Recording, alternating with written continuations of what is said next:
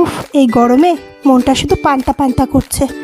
তো এই গরমের মধ্যে চটজলদি কী বানানো যায়, সবারই মাথায় একটা চিন্তা।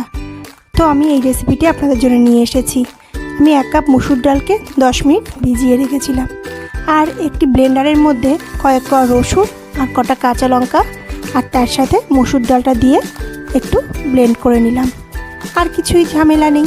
এবার এটাকে নামিয়ে নিয়ে এর মধ্যে সামান্য লবণ হলুদ মিশিয়ে দিতে হবে, আর দিয়ে দিতে হবে কোচানো পেঁয়াজ।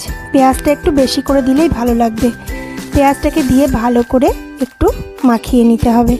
মাখিয়ে নিয়ে কড়াইতে তেল বসিয়ে দিয়ে তেলটা গরম হলে তার মধ্যে চপের মতো করে এইভাবে ছোট ছোট করে আমরা ভেজে নেব।